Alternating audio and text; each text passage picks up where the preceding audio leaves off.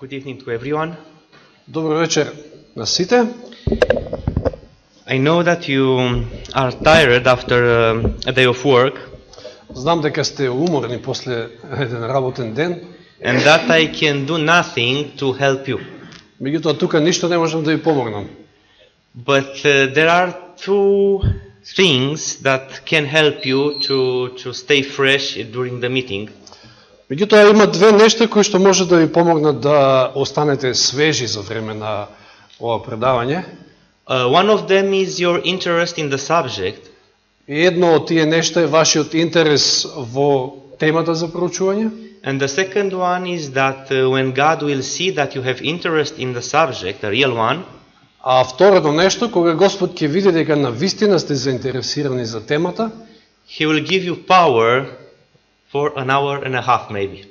ќе ви даде сила да издржите можеби час или час и половина. Before entering to study the subject that we have in this night, Пред да навлеземе во темата што ќе имаме вечерва, I want that together look in the Bible to repeat some of the things that we have learned in the past. би сакал да погледнеме во Библијата и да повториме некои од нештата кои што ги научивме во минатите вечери. In September this year and starting with this Friday. Значи, вклучувајќи го и септември. If you remember, we have started to study the subject of the latter rain and the loud cry. Ако се сеќавате, значи оваа тема за позниот дожд и гласниот вик, Asking if the Seventh-day Adventists have a weeping wall. значи ја започнавме на тој начин што запрашавме дали можеби ние како адвентисти имаме зид на плачот налик на оној во Ерусалим.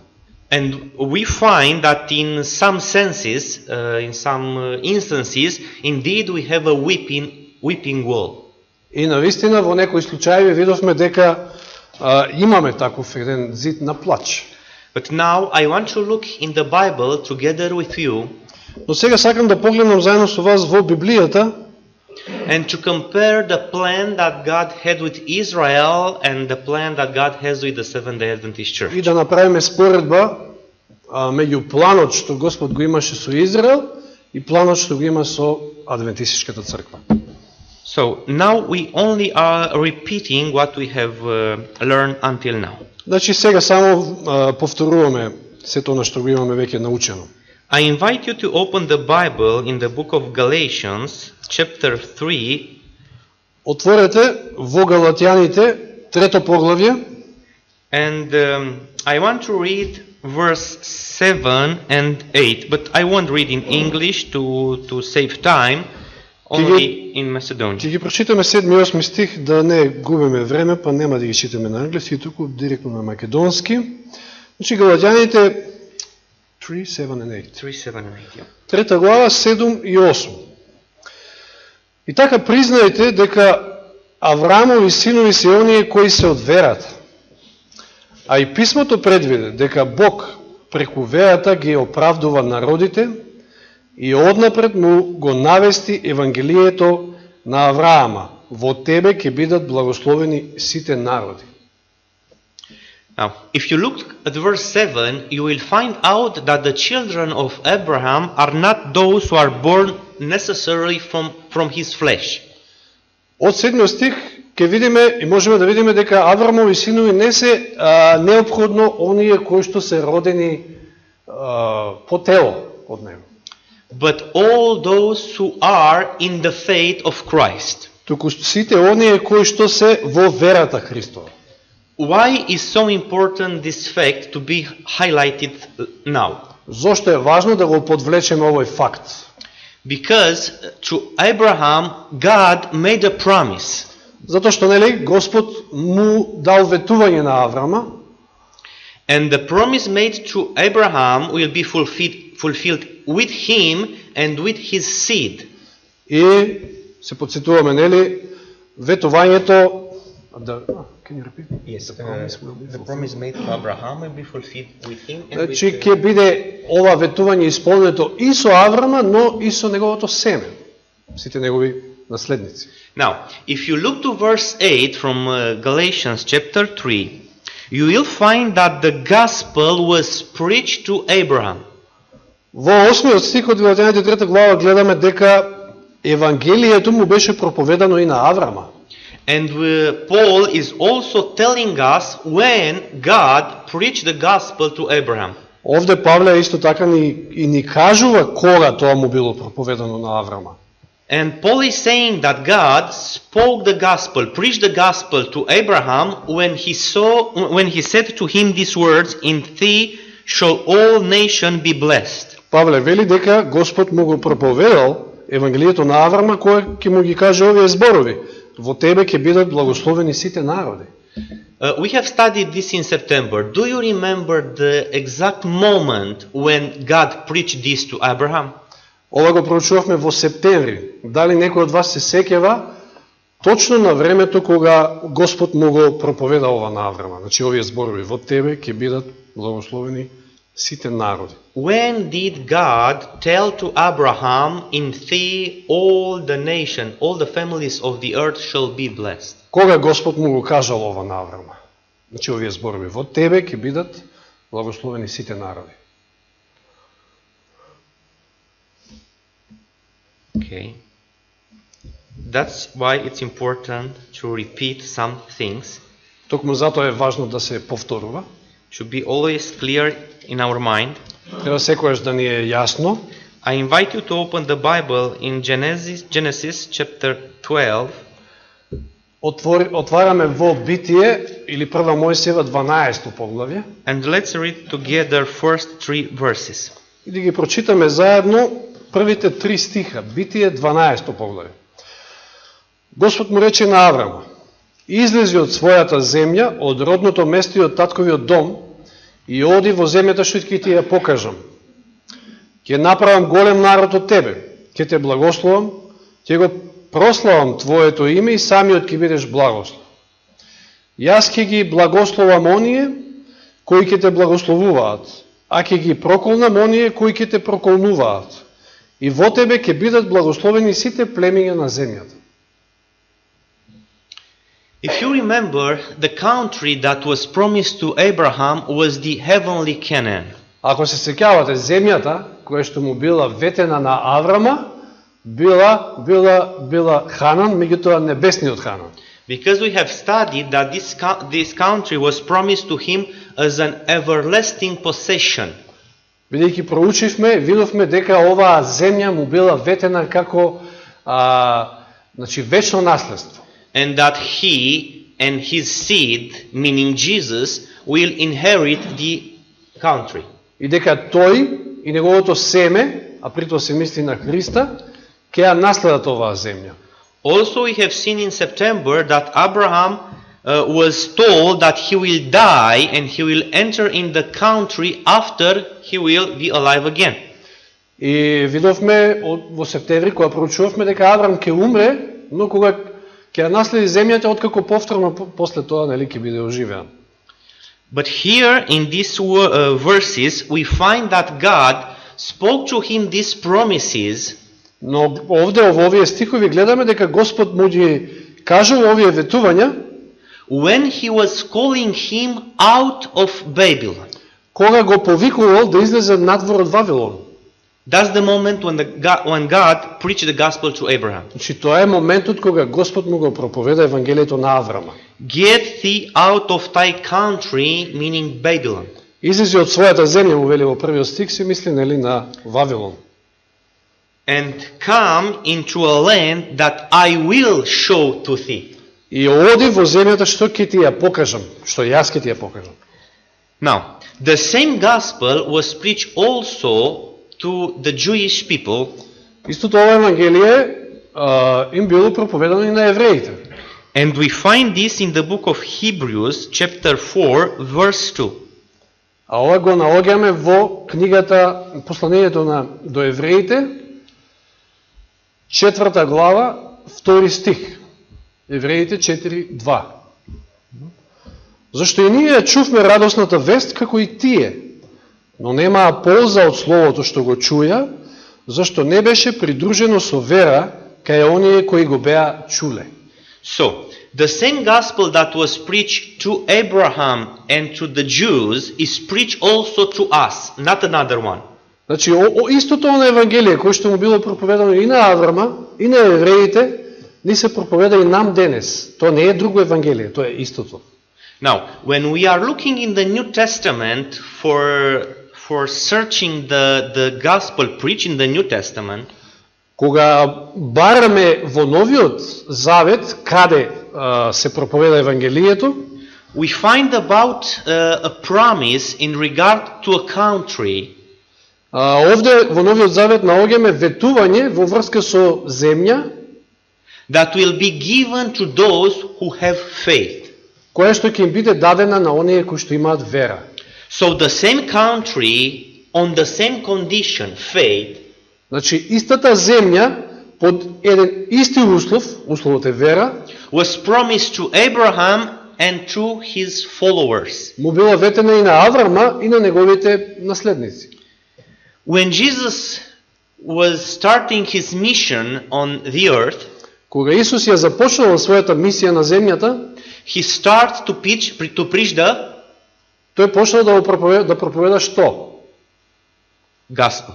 Да го проповеда Евангелието. It is necessary to go and to read this from the New Testament, or you already know this? Дали е неопходно да одиме и ова да го читаме од Новиот Завет или вие веќе тоа го знаете? That Jesus went from city to city preaching the gospel. Дека Исус одел од град во град, од место во место проповедајќи го Евангелието. So Jesus preached the same gospel that was preached to Abraham, to the Jews, and that is preached today in the Bible to us in this day. Значи повторно, Исус истото тоа Евангелие што му го проповедал на Аврама, на евреите, не го проповеда и нам денес, во денешно време.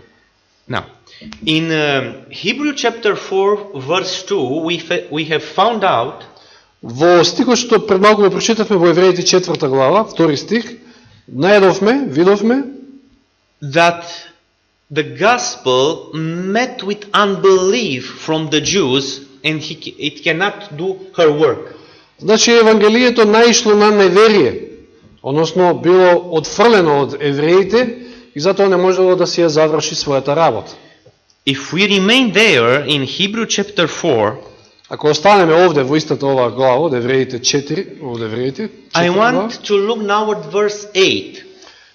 Можеме да погледнеме сега и 8-миот стих од истата таа глава. Because Paul is explaining what he said in verse 2. Затоа што во овој стих Павле објаснува што кажал погоре во вториот стих. 8 стих од Евреите 4.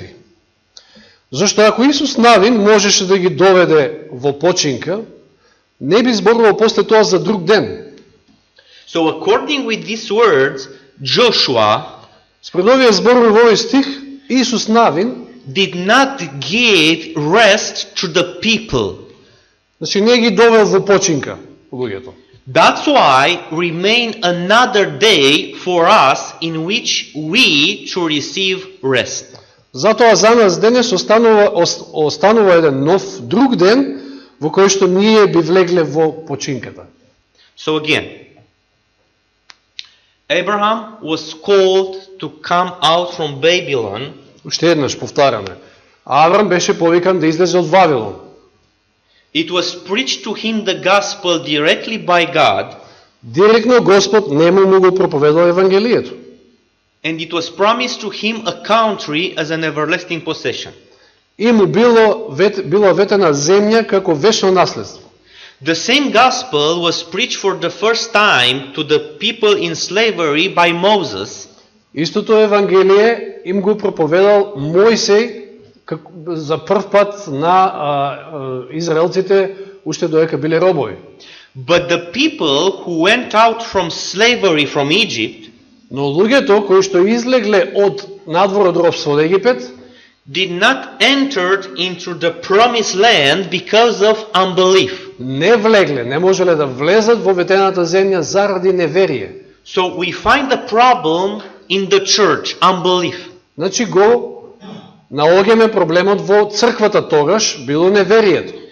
Unbelief is not a characteristic of an atheistic people. Неверието не е карактеристика на атеистите. Unbelief is a characteristic also to the people who are praying, fasting and going to the church. Туку неверието е карактеристика, може да биде карактеристика и за оние луѓе кои што се молат, постат и кои што одат во црква. And all the things, says Paul, that were written regarding the past, И сите оние нешта кои што се запишани во врска со минатото, така вели нели Павле, are written for our understanding, се запишани за да ние разбереме, that we, looking in their mistakes and God promises, за да ние, гледајќи на нивните грешки и на Божите ветувања, do not walk on the paths of unbelief. не продолжиме и не одиме по истиот пат на неверие. So we have a people who did not enter into the country, in the promised country, because of unbelief.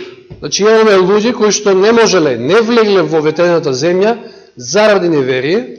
It remains another day for us to enter there. Останува еден друг ден за нас за да влеземе таму. And we must know that we must not cultivate unbelief.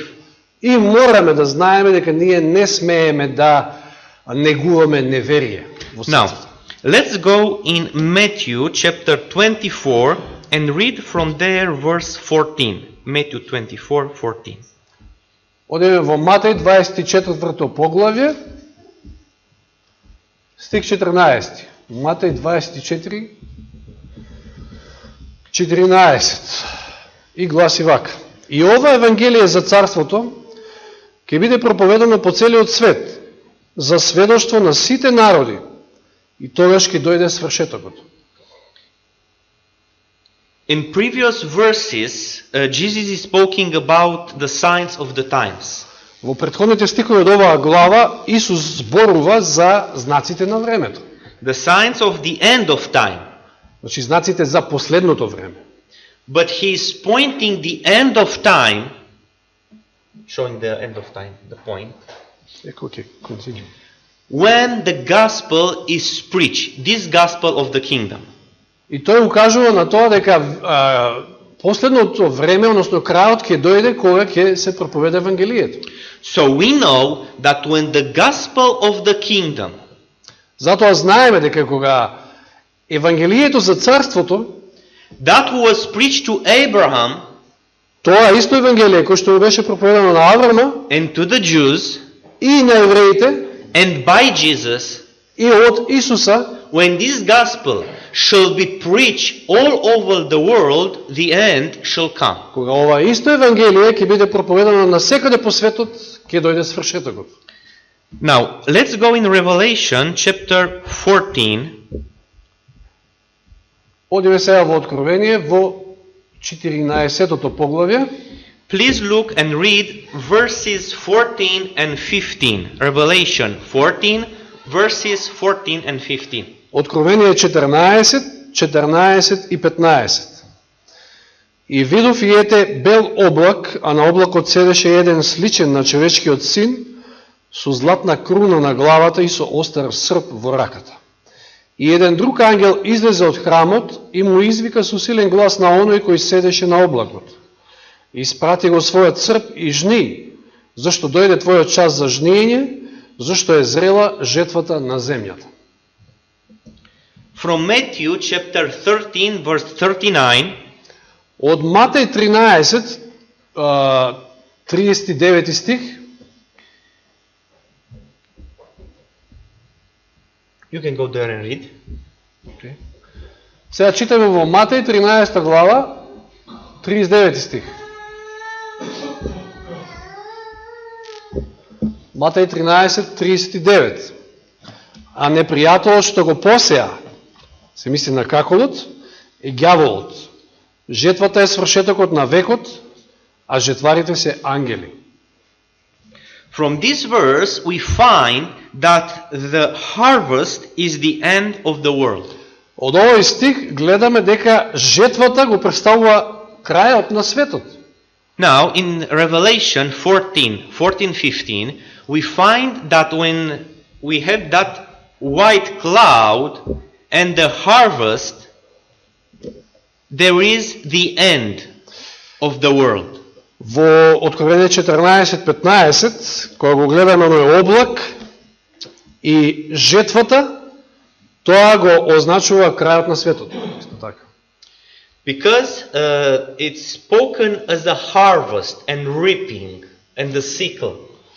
Бидејќи овде се зборува за жнење, за срп, се спомнува срп, жнење. So, Jesus is saying, when this gospel of the kingdom shall be preached all over the world, the end shall come.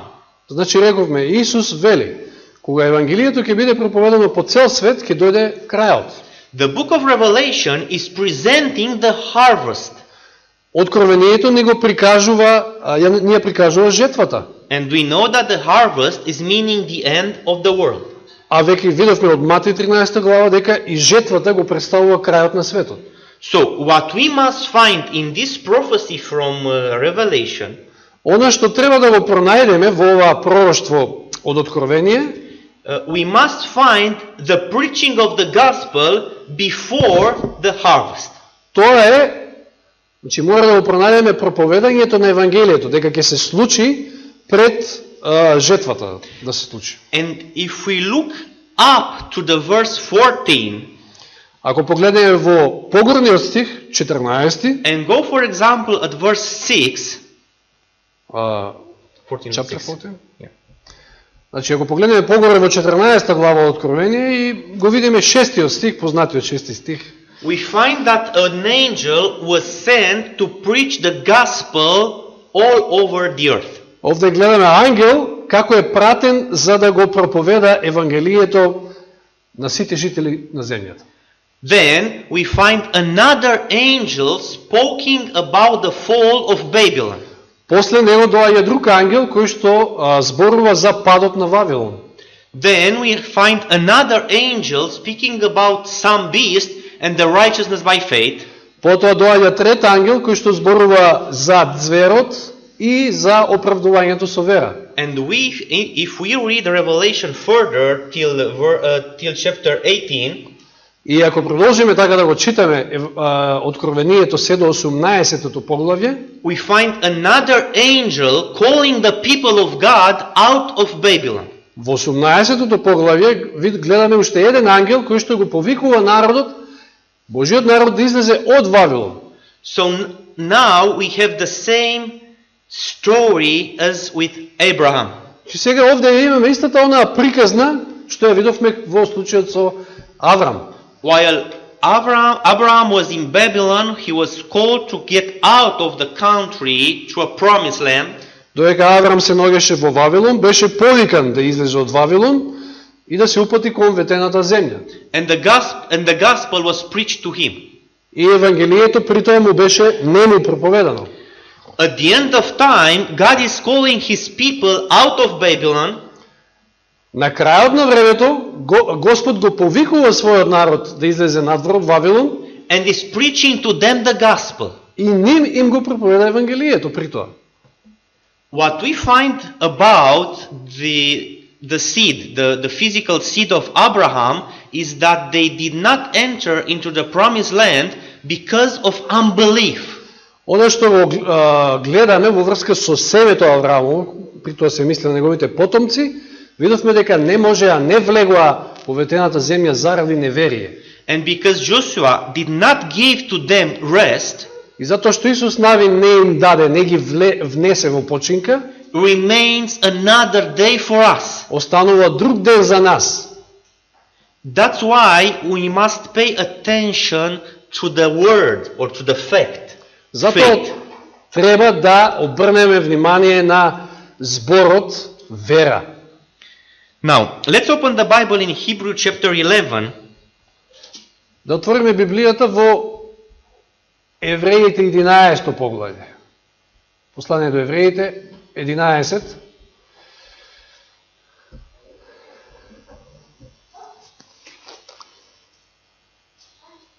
Let's look at verse 39 and 40. Ке ги прочитаме стиховите 39 и 40, тоест последните два стиха од 11 поглавје. И сите тие, иако се посведочени преку верата, не го примија ветувањето. Зашто Бог предвиде нешто подобро за нас. Тие да не дојдат до совршенството без нас. So, when we will enter in the promised land, also Abraham and the people of faith will enter with us.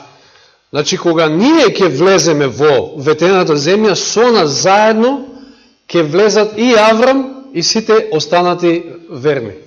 Or we can say differently, when Abraham, to whom the promise was made, will enter into the promised land, или можеме да кажеме поинаку, кога Аврам, на кого му беше проповедано Евангелието, ќе влезе во ветената земја, together with him will enter also all those who have faith. Со него заедно ќе влезат сите оние кои што биле верни, имаат вера. So faith is an important issue for the Christian people. Значи, верата е многу важно нешто за христијаните. Especially for Adventists. Посебно за адвентистите. Because we were called to preach the gospel in this time. Бидејќи ние сме повикани во ова денешно време да го проповедаме Евангелието. We were called to preach the three angels' messages. Повикани сме да ја проповедаме троангелската вест. As a threefold message како тројна вест that has to prepare a people for the coming of the Lord. Кој што треба да го подготви народот за Христовото доаѓање. Now, I think you remember that the last days that we have studied together, верувам дека се сеќавате овие претходни неколку дена кои додека проучувавме заедно. we have studied that when the fourth angel, the angel from Revelation 18, проучувавме дека четвртиот ангел, односно ангелот од 18-то поглавје од Откровение, will come upon the earth and will lighten the earth with his glory. Кога ќе дојде на земјата и ќе ја осветли сета земја со својата слава, he will give strength and light and power to the third angel message. Ќе му даде сила и моќ и светлина на третиот ангел, who will be preached with a loud cry all over the earth. Кој што трет ангел, трета вест ќе биде проповедана на целата земја со гласен вик. So again, да повториме, when the angel from Revelation 18 will come down on the earth with his glory and his light, кога ангелот од 18 глава Откровение ќе дојде на земјата со својата слава, со својата светлина, со својата моќ, he will give power to the third angel message, ќе го засили, ќе ја засили третата ангелска вест, третиот ангел, which will be transformed into a loud cry and preach all over the world. Која што вест ќе прерасне во гласен вик и ќе биде проповедана по целата земја. Now we as Adventists are looking Значи ние како адвентисти in the future for this thing to happen. Гледаме некаде во иднина дека ќе се случат овие настани.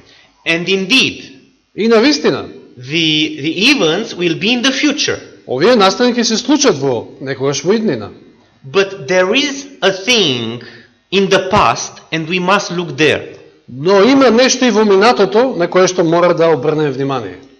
Because we need some lessons from our history as Seventh-day Adventists. Затоа што нам како на адвентисти на седмиот ден ни се потребни одредени лекции од минатото.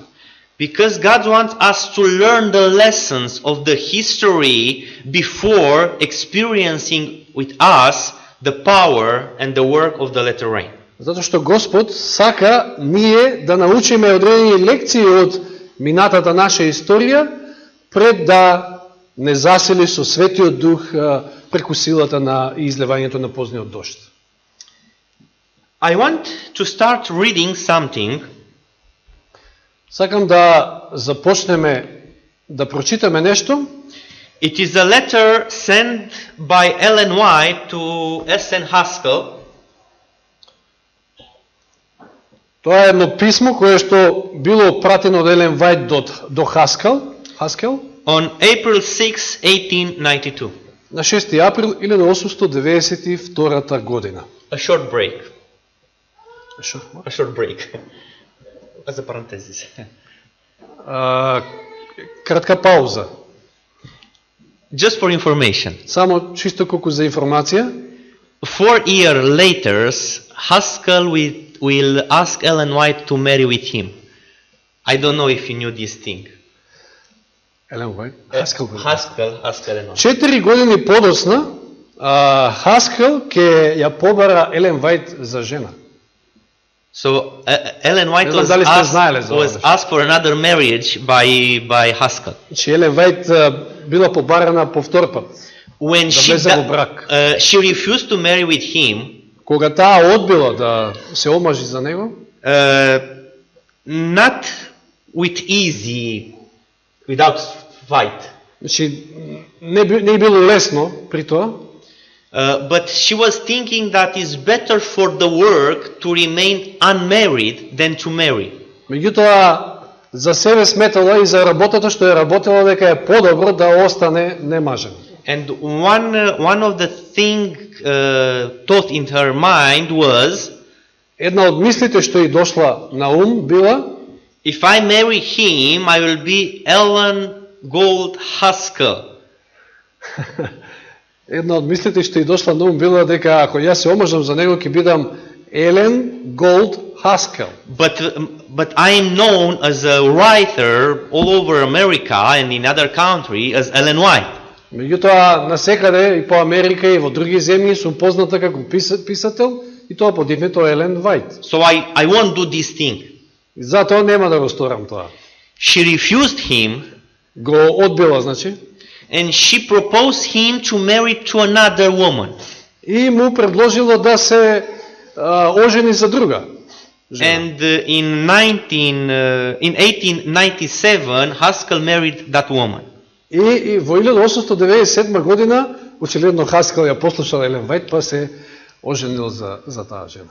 But when Ellen White was found dead in her room, но кога Елен Вајт била продадена почината во својата соба, the people saw a picture with Haskell near her mirror. Those who search the mirror.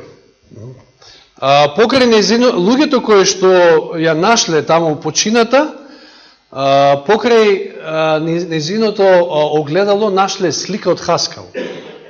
So now we are stopping the break and continuing. Сега значи продолжуваме со темата. I wanted only to tell you this information to know something from the life of Ellen White. Значи чисто сакав да ви дадам вака еден осврт, еден момент од животот на Елен Вајт. Because we know her only as a prophet. Затоа што нели ја знаеме само како пророк Божји. But she was also a woman facing the problem of life as a widow of life. Меѓутоа ете таа била една обична жена и тоа вдовица, па ете се соочувала и со такви проблеми како и секоја друга вдовица. Was a woman who many times had to make very difficult decisions. Таа била жена која што многу пати во својот живот морала да носи многу тешки одлуки. Decision in regard to duty and her life. Одлуки во врска со одговорностите и со нејзиниот живот. What is more important, the duty that I have before God or my life, my sorrows? Дали одговорноста, дали е поважна работата за Господа или пак она што го тангира мојот живот? Okay, let's turn back. Значи се враќаме назад на писмото. We can read this quote. Го прочитаме овој цитат, значи овој дел од писмо до Елен Вајт до Хаскел. Моето срце копне за тоа Божиот народ да се разбуди и да види како била уназадена работата, дури и овде во оваа земја, заради недостаток на братска љубов. Што да кажам повеќе? Моето срце е преплавено со силен копнеж за душите, И затоа сите да се вклучат во работата и да ја работат како што треба. Само оние што се исполнети со Дух Свети се подобни за оваа работа. Дојде светлината, светлина што ќе ја осветли земјата со своите светли зраци, сјае од Божиот трон. Зарем ќе занемариме да покажеме почит за најскапоцените предности кои ни се на дофатна рака? Зарем ќе одиме во нашиот дух и нашите слабости? Зарем ќе одиме во искрите што самите сме ги подпалиле? When we look to this quote, there is something that catch our attention. Дали кога ќе го погледнеме овој цитат, нешто го привлекува нашето внимание? Look at him and tell me, it is something that create attention from your side? Еве, погледнете и самите, дали има нешто што ви привлекува внимание? And if yes, what? If no, it's simple. Ако да, ако има нешто што го привлекува вашето внимание, тогаш кажете што, ако не, тогаш едноставно.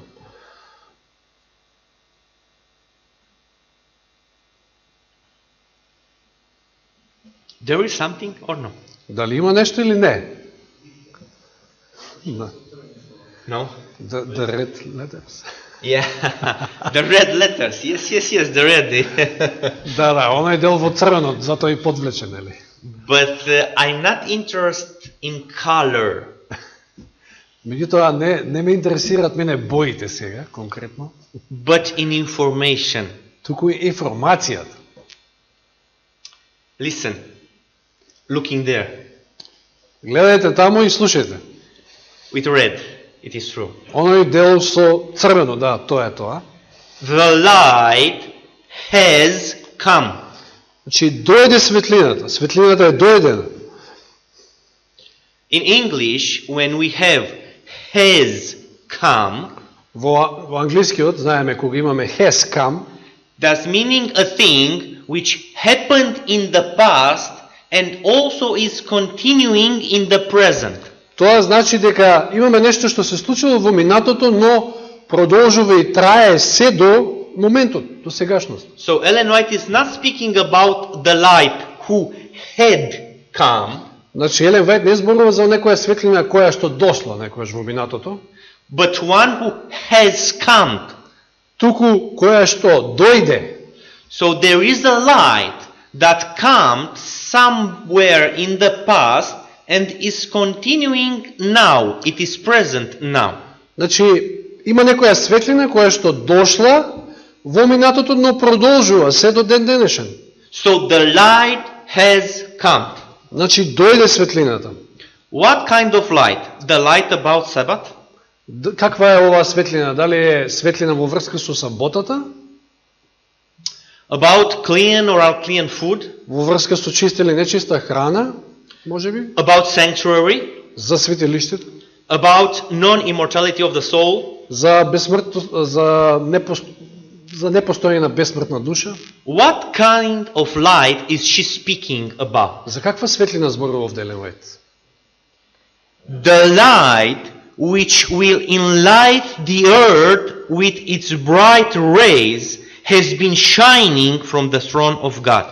Светлина што ќе ја осветли земјата со своите светли зраци сјае од Божиот трон. Which is the light who will enlighten the earth with its bright rays? Која е таа светлина што ќе ја осветли земјата со своите светли зраци? It's very important to identify it correctly now. Че многу е важно да идентификуваме точно што е што. So Ellen White is speaking about a light that has come Че Елен Вајт зборува за некоја светлина која што дојде from the throne of God, сјае од Божиот трон, and she say that this light will enlighten the earth with its brightness. и вели дека таа светлина ќе ја осветли земјата, целата земја со своите светли зраци. About what light did she speaks here? Значи, за каква светлина, за која светлина таа зборува овде?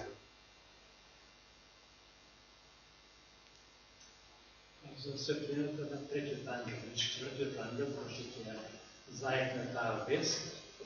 The third and the fourth angel. Okay, That's my faith. thank you very much. She's Ви благодарам. speaking about the coming of the angel of Revelation 18.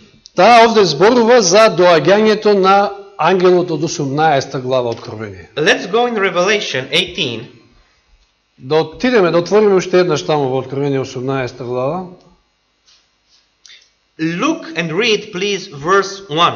18 with 1, Revelation. Откровение 18 глава, први стих, да го прочитаме пак. Потоа видов друг ангел како слегува од небото, кој имаше голема власт и земјата се осветли од неговата слава. Yeah. So you see, Revelation 18 with 1 speaks about an angel Чи гледаме овде дека во Откровение 18.1 се зборува за ангел, about we have studied in the last days that will give power and strength and light to the third angel message. за кого што зборувавме во претходните предавања, кој што ќе даде и сила и мог и светлина на третиот ангел. And in 1892, Ellen White is speaking about the past in regard to the coming of the angel of Revelation 18. И во 1892 година Елен Вајт зборува за доаѓањето на овој ангел, меѓутоа тоа го сместува во минатото. So she said that from the throne of God was sent light for all the earth. Таа вели дека од Божиот престол била испратена светлина до целата земја. And that light is continuing to shine when she is writing this letter. И таа светлина продолжува да сјае и во времето кога таа го напишала ова свое писмо. Now, let's go to the continuing of this Одиме на quote. следниот слайд. It's Тоа е продолжеток на овој цитат, на ова писмо. And please look how many times the word light appears here.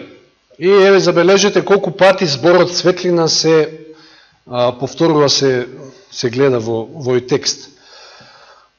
Божја намера е овие предности и можности да направат посебно дело за нас и откако сме ја примиле светлината, треба и да ја шириме.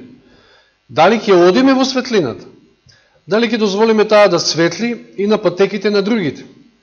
Ох, го преколнувам Божиот народ, кој ќе ги слушне и прочита овие редови, да работи за Господарот, кога и да им се укаже можност за тоа. Обидете се да ги просветлите душите. Обидете се да им ја прикажете вистината. Вашето собствено срце мора да биде во љубовта Господова. Тогаш ќе бидете обкружени со ангели. Како би му одговориле на Исуса, на судијата на живите и мртвите, кога ќе ве запраша зошто не сте им ја пренеле светлината, што тој ви ја дал на другите души кои се исто така драгоцени како и вас. Have you catched the profoundness of the words of the mission that the church has on this earth in these words? Дали ги ја забележавте важноста на овие зборови за мисијата и важноста на мисијата на црквата што има во овој свет? Oh, I beseech the people of God who shall hear these lines read. Ох, го преколнувам Божиот народ кој ќе ги слушне и прочита овие редови. Now tell me, are you hearing these lines reading now? Дали, кажете ми, дали вие ги слушате, дали ги читате овие редови сега? Do you see them? Ги гледате, ги читате, нели? Do you read them? Ги читате, нели? So they are for us. Значи тие се однесуваат и на нас. So I beseech the people of God who shall hear these lines. Го преколнувам Божиот народ кој ќе ги слушне и прочита овие редови, To work for the master wherever they can.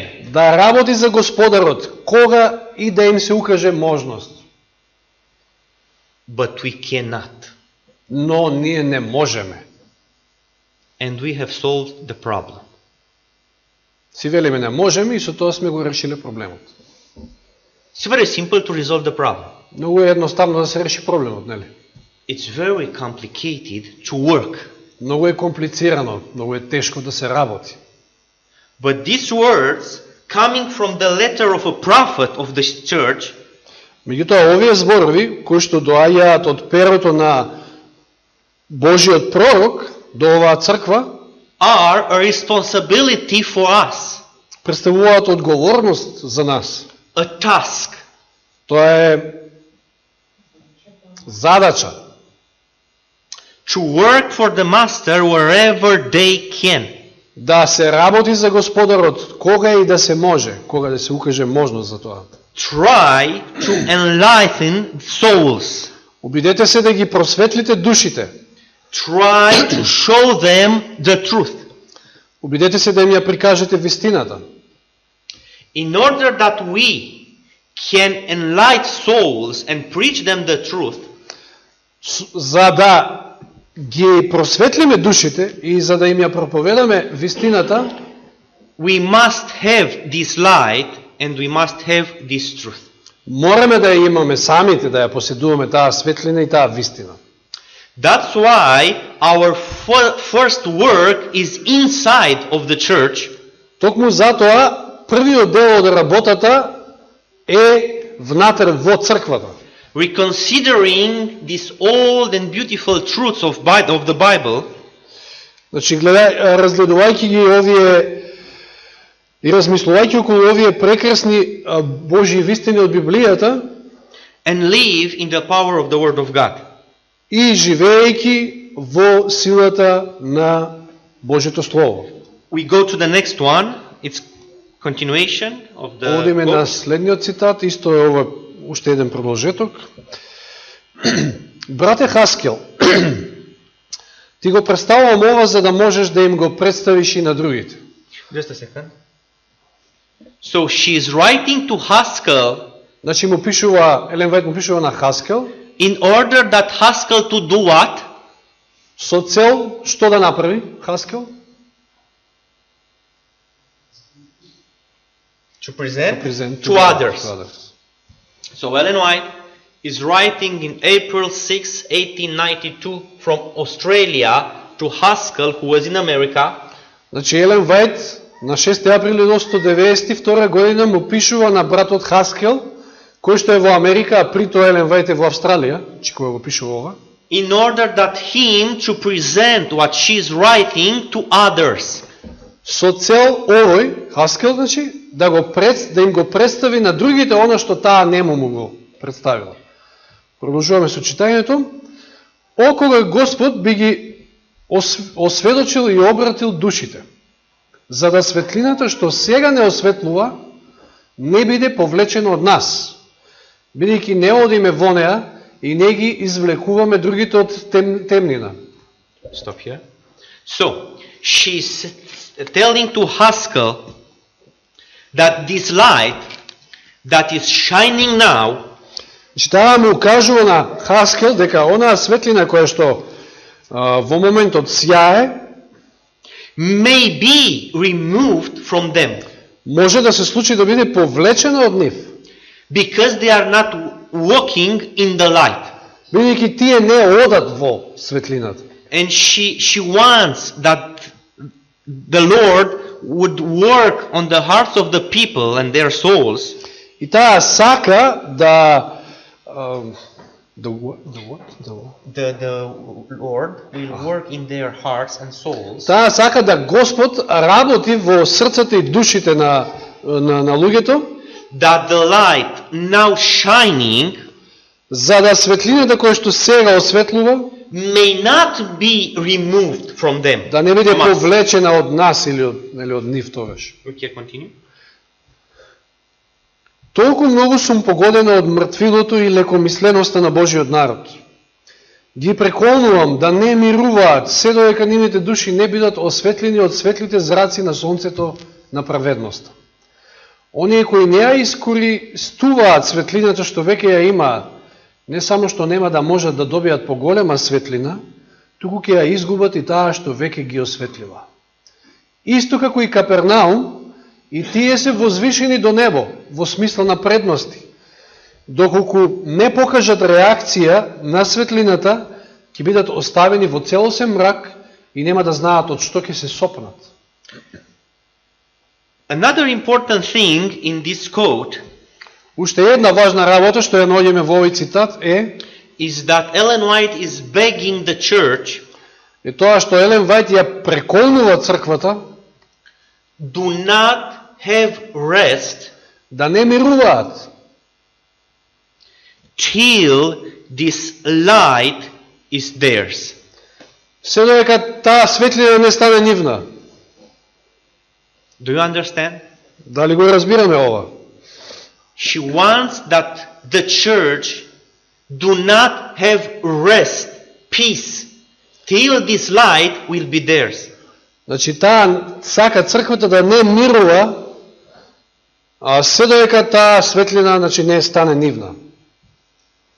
Because those who do not use this light Бидејќи оние кои што не ја користат, не ја ползуваат таа светлина, they will lose it. ќе ја изгубат. And when you lose the light which is coming from the Lord, А кога ќе ја изгубите светлината која што доаѓа од Господа, you will call darkness light and the light darkness. тогаш може да се случи да темнината ја нарекувате светлина, а светлината темнина.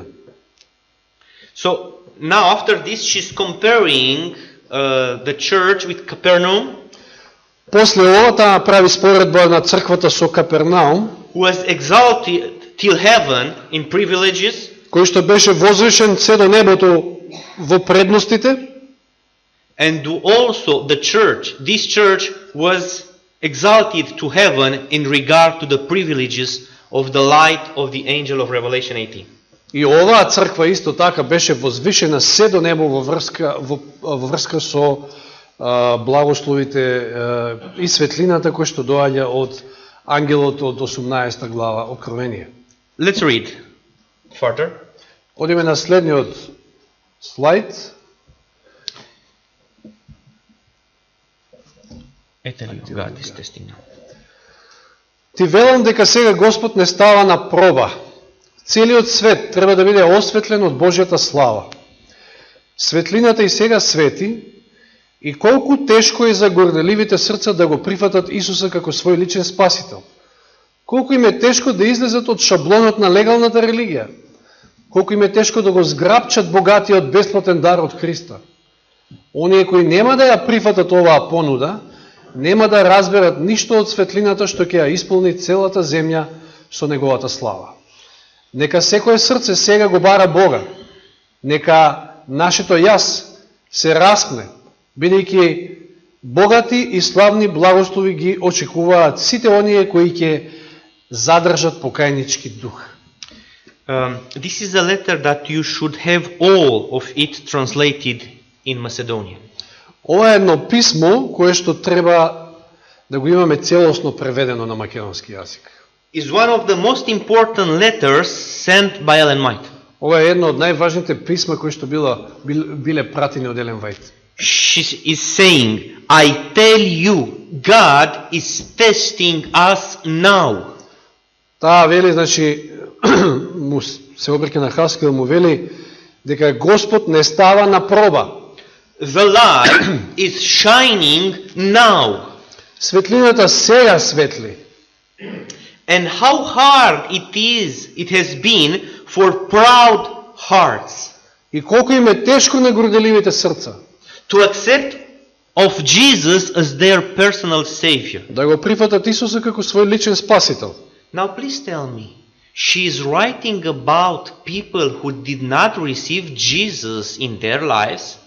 Кажете ми дали таа им пишува им се обрека на луѓе кои што не го прифатили Исуса во својот живот? Yes.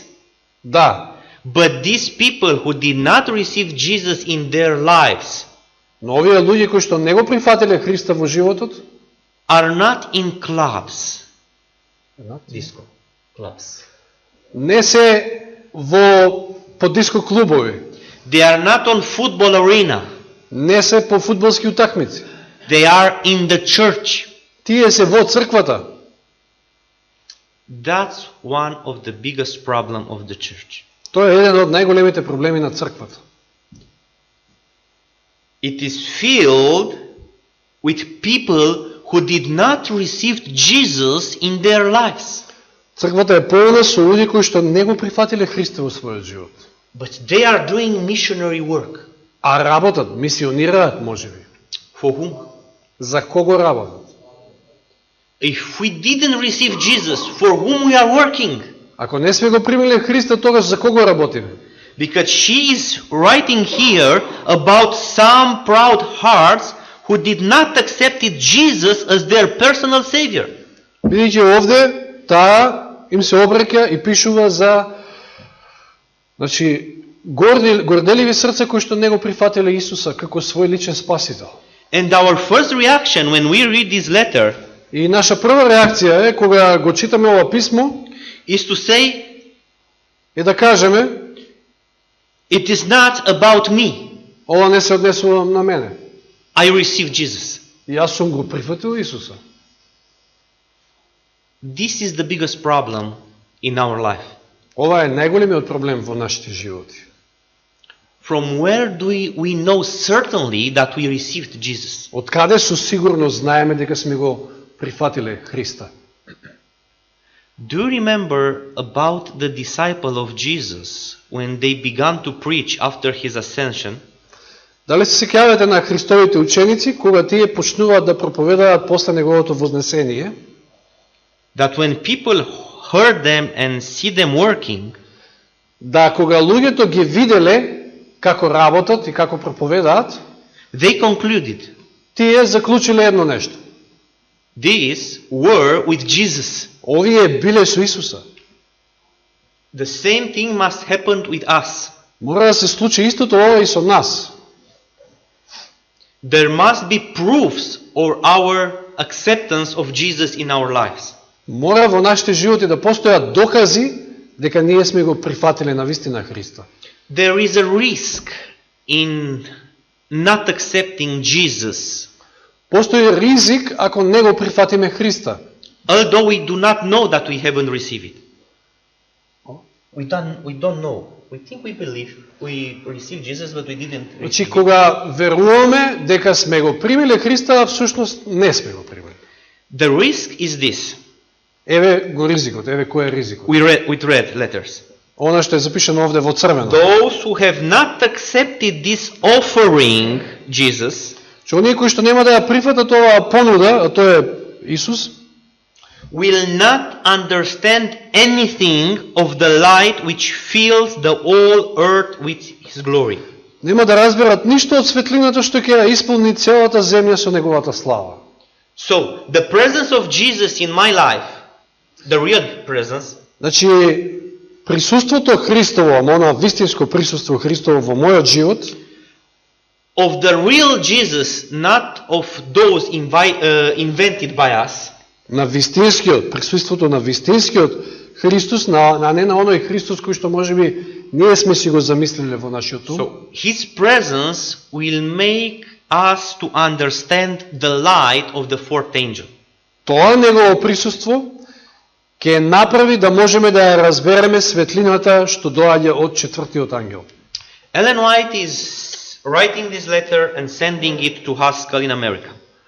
Елен Вајт, значи додека е во Австралија, го пишува ова писмо и му го испраќа на Хаскел, кој што е во Америка. Haskell receives the letter, Хаскел го прима писмото, read it, го чита, and in July 1892 he starts a series of articles.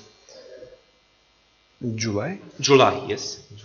И во јули 1892 истата таа година, Хаскел почнува да пишува серија на статии.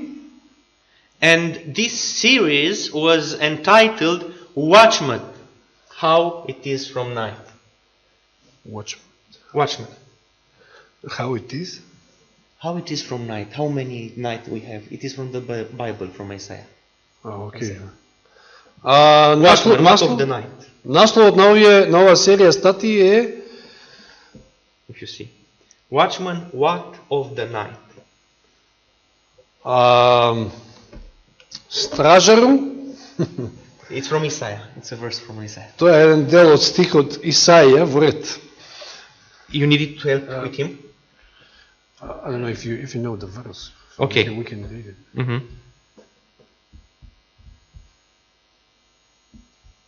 It's not necessary. It is. Let's go there and read it because it's more important to have them. Isaiah 21 with 12. Тоа е, значи, дел од стихот 21 глава Исаја. It's 11. The question is in 11.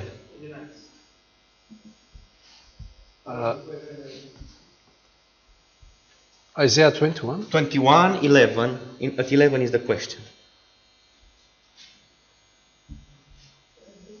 Стражару, кој е доба на ноќта е.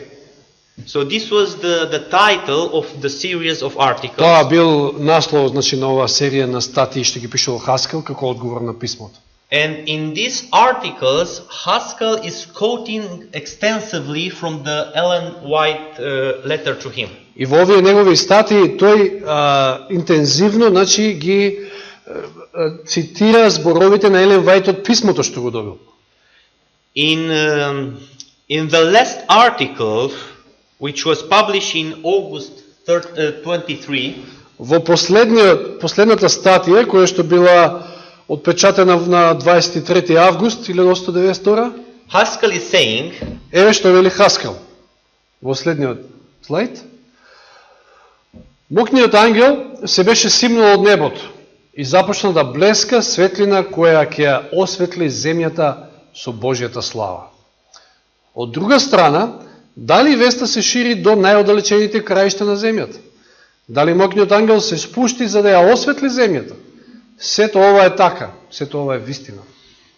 So, what Haskell understood from the letter received from Ellen White Она што Хаскел го разбрал од писмото што го примил од Елен Вајт was the fact that the angel of Revelation 18 has already come on the earth.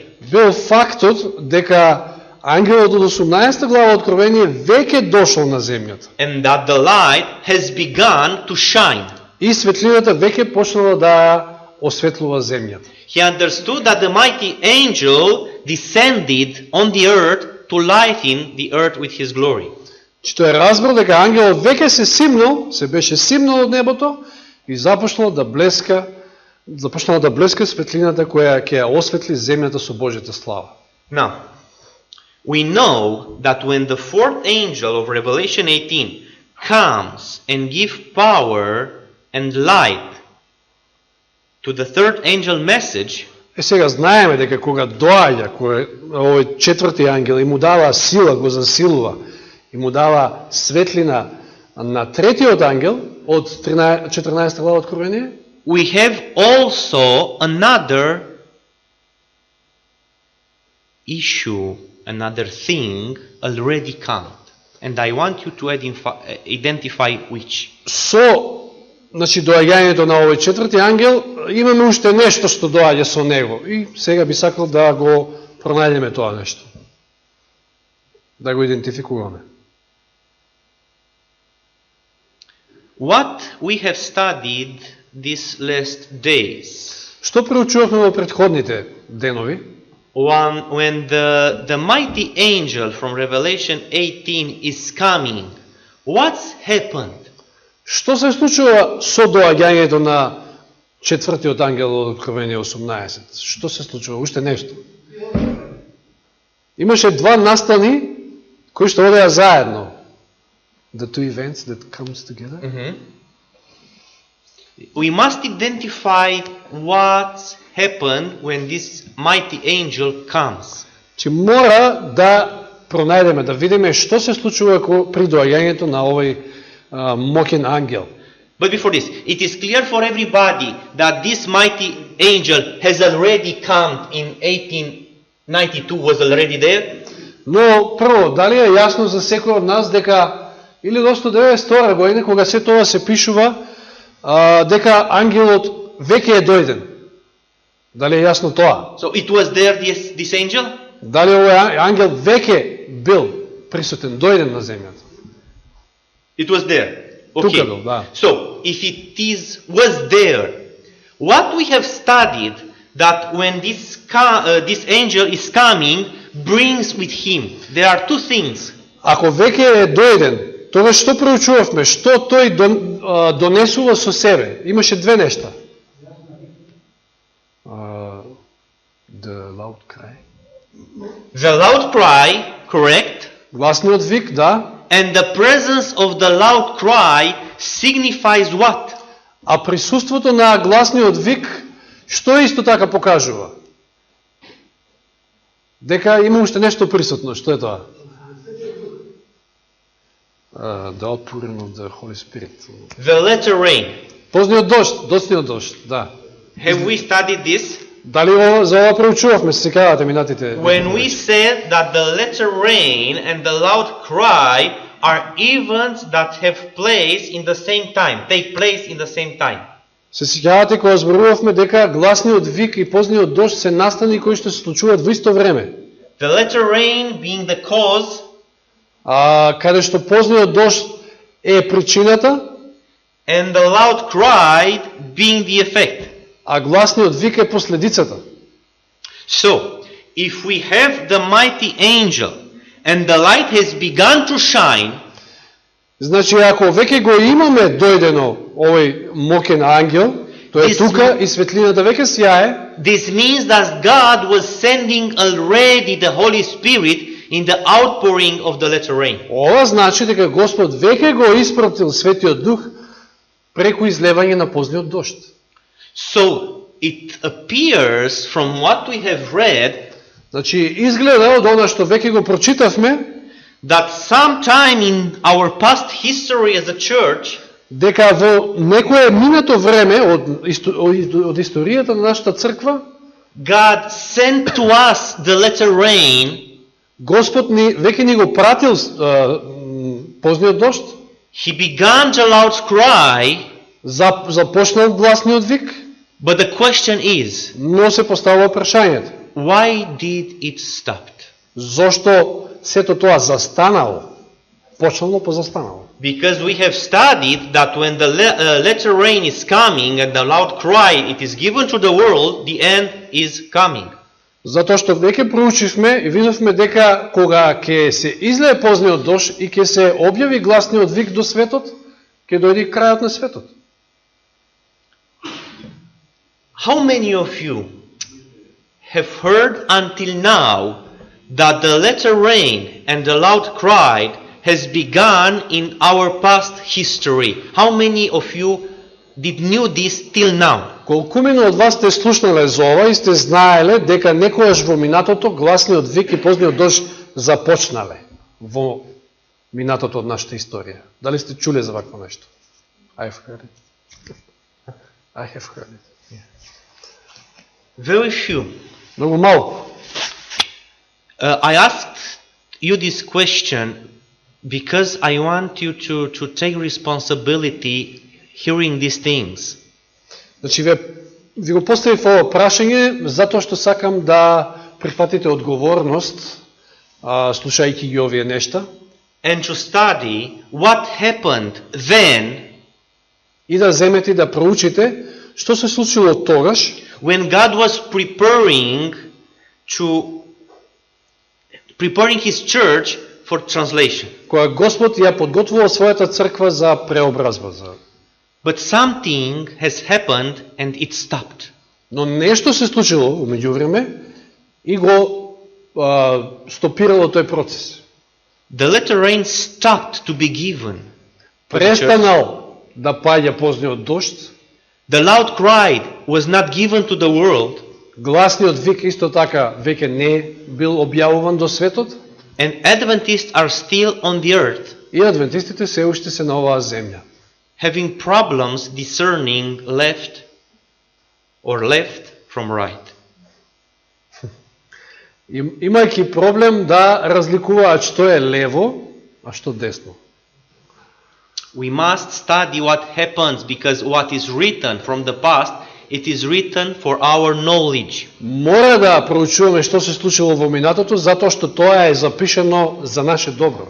So Haskell understood from the letter of Ellen White that the light has come. Значи Хаскел од писмото на Елен Вајт разбрал дека светлината веќе е дојдена. And in August 23, 1892, he published this information in review. И на 23 август 1892 година го објавил ова во ревју, списанието.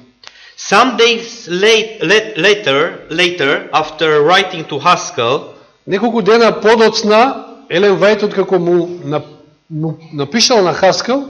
You remember, April 6, she was writing to Haskell. Now in April 15, she is writing to Dr. Kellogg.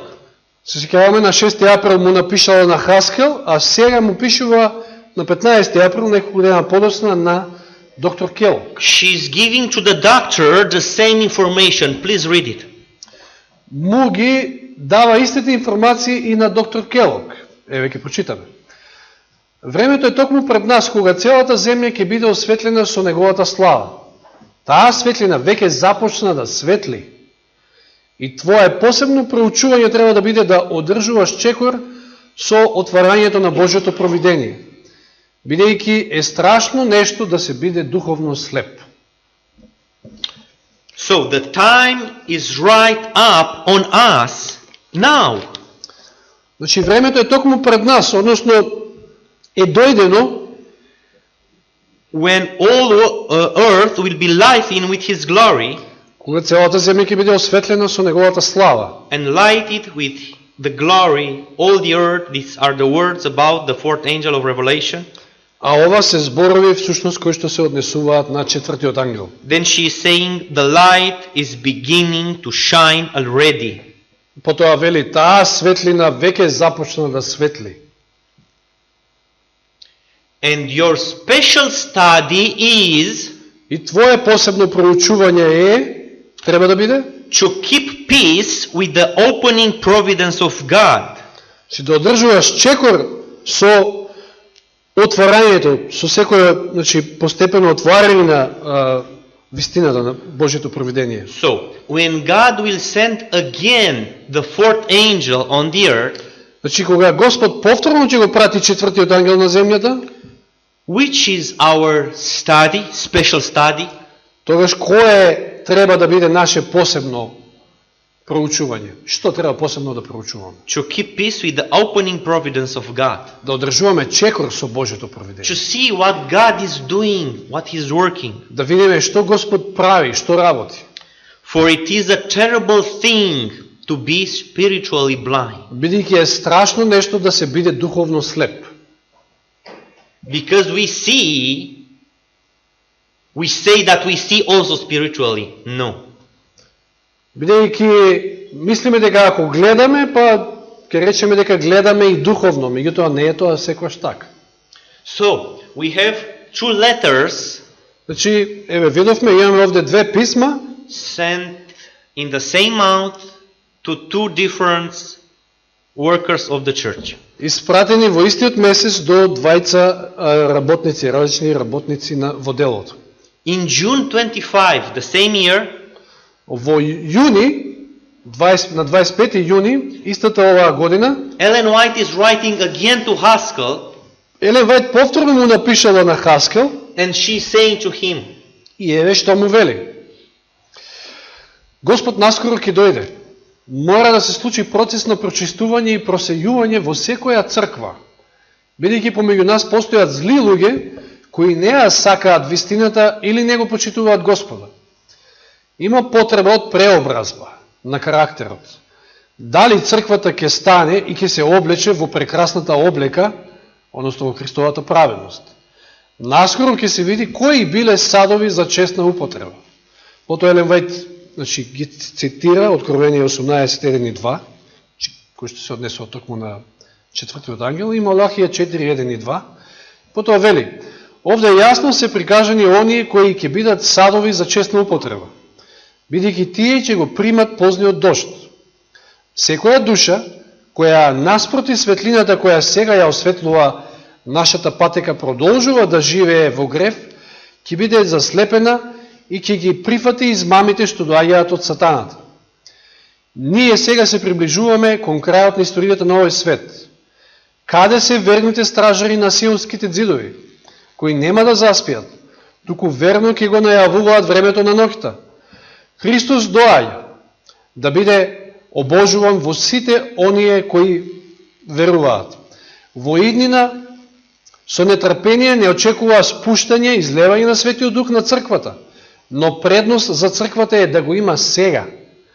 Барајте го, молете се за него, ние мораме да го имаме и небото чека да ни го подари. What do you say about this quote? Што ќе кажете за овој цитат?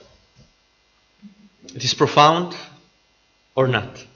Дали е навистина мокен, сериозен, свечен или не? Challenging or not? Дали е предизвикувачки, дали представува предизвик или не? Every soul who in the light now shining Секоја душа која наспроти светлината која што сега светли, continues in sin, продолжи да живее во грев, will be blinded and will accept the delusions that came from Satan. ќе биде заслепена и ќе ги прифати измамите што доаѓаат од сатаната. So our work is to take care, do not continue in sin. Значи, што треба да правиме? Треба да престанеме да грешиме, да не продолжиме во грев. Look further to the beautiful words. Look further. The The other? beautiful words. No, just only. Look further to the beautiful words. Christ. I will write the words. Christ is coming to be admired in all them that believe. Окей. Долниот дел од цитатот: Христос доаѓа да биде обожуван во сите оние кои веруваат. Do you understand the implication of these words? Дали го разбирате значењето на овие зборови? He wants that his image, his character, Тој сака неговиот лик, неговиот карактер to be admired by the world in his people. да биде обожуван од страната на светот во својот народ, во неговиот народ. Can we do something else in this time when Jesus is trying to do this thing? Дали можеме нешто друго да правиме, со нешто друго да се бавиме, кога Исус сака да направи вакво нешто? The descent of the Holy Spirit upon the church is looked forward to in the future. Во иднина со нетрпение не очекува Yes. Во иднина со нетрпение не очекува спуштање на Светиот Дух, излевање на Светиот Дух. But it's the privilege of the church to have it now. Но предност за црквата е да го има уште сега. So in the name of the Lord, the prophet was inviting the church to receive the Holy Spirit in the power of the latter rain. Значи во Божие име Елен Вајт ја повикува црквата да го прими Светиот Дух преку силата на позниот дожд. She was telling to the church that Christ wants to be discovered in them. Таа и се обрека на црквата и вели дека Христос сака да биде откриен во нив, меѓу нив. She said to the church to stop continuing in sin. И се обрека на црквата и вели да престане да греши. So 3 times in 1892, she is writing about the latter rain and the loud cry that are prepared by God for the people to receive them then. Значи, 3 пати во 1992 година таа кажува за доаѓањето на позниот дожд, за гласниот вик кој што се со цел да го подготват народот. For the fourth time in that year, По четврти пат во истата таа година she is speaking about this light. зборува за оваа светлина. In an article written for Review and Herald, Во една статија запишана за Review and Herald, November 22, 1892, 22 ноември 1892, she's saying to the church, и се обрека на црквата и вели: времето на проба е токму пред нас, бидејќи гласниот вик на третиот ангел веќе започна да ја открива Христовата праведност. Праведноста на Откупителот кој ги простува гревовите. Тоа е почетокот на светлината на ангелот, чија слава треба да ја исполни целата земја. Now, the time of test was upon the church. Чи времето на проба е пред црквата? For the loud cry has already begun to be heard. Бидејќи гласниот вик веќе започнал. Tell me when the loud cry began to be heard. Кажете ми кога почнал да се слуша гласниот вик. Or not necessarily when, but how. Или не е необходно кога, туку како започна гласниот вик. She's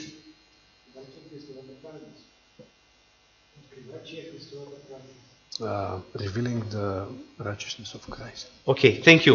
In the revelation of the righteousness of Christ. Да, значи остатокот од цитатот, откривајќи ја Христовата праведност. Now tell me when God made this revelation of the righteousness of Christ to his church. Кажете ми сега кога Господ ја открил Христовата праведност на својата црква. Yeah. 1888. Yes. In that conference from Minneapolis, Значи, таа конференција во Минеаполис, God was sending to the church the righteousness of Christ. Господ ја испратил оваа вест за Христовата праведност на црквата. And from that moment, the light has begun to shine.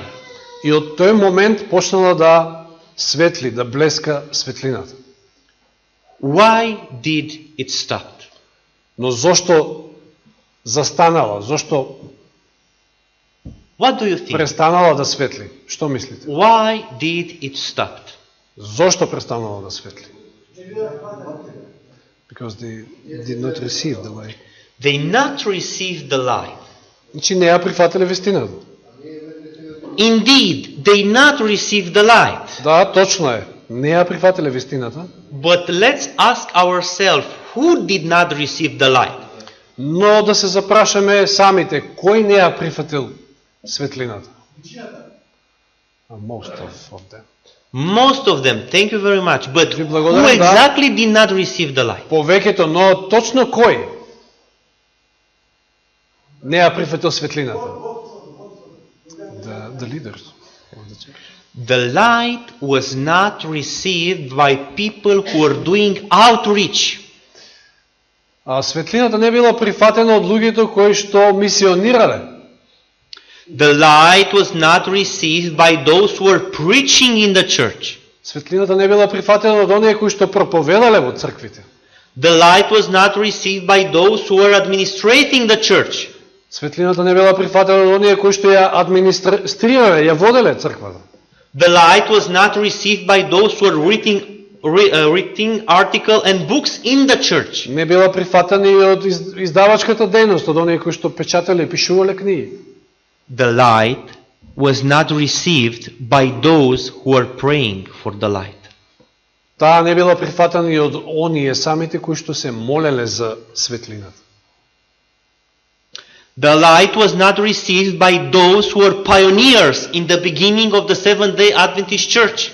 Значи светлината не била прифатена од пионерите на адвентистите на црквата на адвентистите на седмиот ден. Who from 1844 pray earnestly for the outpouring of the Holy Spirit. Кои што од 1844 искрено се молеле за излевање на Светиот Дух. They were praying for the transforming of the third angel messages into a loud cry. Тие се молеле да овој четврти ангел, веста на четвртиот ангел прерасне во гласен вик. The light was not received by those who are involved in business of the church. Business not in the sense of business, but in all problems of the church, or administrative, theological. Светлината не била прифатена од оние кои што едноставно раководеле со црквата во секаков смисол, значи административно и Why should we think that we will receive it? зошто тогаш мислиме дека ние би ја прифатиле? What reason do you have to believe that when the loud cry and the latter rain will be given again to this church, you will receive it? Зошто мислите дека кога ќе биде даден повторно позниот дожд на оваа црква и гласниот вик, дека вие баш ќе бидете тие кои што ќе ги прифатите? Ќе ја прифатите таа светлина? Do we believe that if we see their mistakes, we won't repeat them? Дали веруваме дека кога веќе ќе се запознаеме со нивните грешки во минатото, дека ние нема да ги повториме истите? No. Не. All things that were written in the past Сите оние нешта кои што биле запишани во минатото are written for us се запишани за нас, to learn from them. за да се поучиме од тие грешки. And Ellen White wrote at least 1,844 pages. 1844. И Елен Вајт напишала точно 1844 страници About the reasons that stopped that people to receive the light. за причините заради кои луѓето во тоа време не ја примиле светлината. All or almost all of her articles, sermons, letters and manuscripts regarding what happened at Minneapolis in 1888 Скоро сите нејзини статии, проповеди, писма, ракописи кои што се однесуваат на она што се случило во Минеаполис во 1888 година, were gathered together биле собрани заедно in 4 volumes entitled 1888 Materials. во 4 волумини, така наречени материјали од 1888 година. Now tell me, for whom they were written? Сега кажете ми за кого се запишани сите тие материјали во токави страници? For us. For you. За вас, за нас. But my dear brothers and sisters, they were written in English, not in Macedonian. Но мои драги браќа и сестри, тие материјали се запишани на англиски, не се на македонски. And almost of you don't speak English. А повеќето од вас не зборуваат англиски. How can you read this if are not written in Macedonian? Како ќе ги прочитате ако не се напишани на македонски? We'll translate them. I'm glad to hear this. Било ми е што го слушам ова. The passage that we will translate them. Значи оној дел дека ќе ги преведеме. I think last week, Мислам дека минатата седмица a Romanian boy who is in Spain to work there, едно романско момче од Романија кое што работи во Шпанија, he said to me that he wants me to help him because he wants to translate into Spanish these materials. He's a Romanian. He's a Romanian.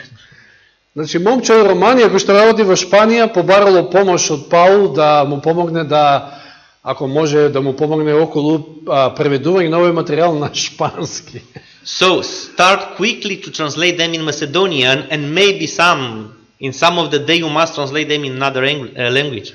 Затоа што е можно поскоро почнете да ги преведувате на македонски, па можеби некој следен ден ќе ги преведете на некој друг јазик.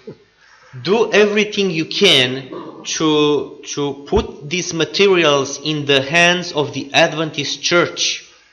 Направете се што можете за да дојде време кога овој материјал ќе стигне во раците на сите верници. Not only this church, не само ова црква, or those who are here, или оние кои што се овде вечер, but also to the churches, туку и до сите цркви from this country. во оваа земја. Because if you will read these materials, Затоа што ако ги прочитате овие материјали, you will find which were the sins of those who have rejected the light. ќе пронајдете кои биле гревовите, грешките на оние кои што ја отфрлиле оваа светлина. And when you will read these materials, И кога ќе ги читате овие материјали, in some instances you will see that they are speaking about you. ќе видите некои моменти дека тие исто така ви се обраќаат и вам. So, be encouraged by this responsibility, Бидете охрабрени со оваа одговорност, because we have a special work to do. бидејќи имаме едно посебно дело што треба да го завршиме. Because, as Ellen White was saying to Haskell, I write you this because I want you to say to others. Затоа што исто како што Елен Вајт му напишала на Хаскел, ти го пишувам ова за да ти им го пренесеш ова на другите. The same, what we are hearing, we must telling to others. Во иста смисла, она што ние го слушаме, потребно е да го пренесеме на другите. Because God will start to work again in this world. In this world. Затоа што Господ повторно ќе започне со ова дело на земјата. And He needs a people. И потребни му се луѓе, A people who will speak less and work more. луѓе кои што помалку ќе зборуваат, а повеќе ќе работат. A people who will understand its mission. Луѓе кои што ќе ја разберат својата мисија. A people that when they are saying something, it will be done. Луѓе кои што кога нешто ќе се договорат или ќе решат, ќе кажат нешто, и тоа и да го сторат, да го завршат. God is waiting for a people to reveal His character to the world. Господ бара луѓе преку кои што ќе сака да им го открие својот карактер на луѓето во светот. May God help us to be that people. Amen. Нека Господ ни помогне ние да бидеме дел од тој народ. Амин.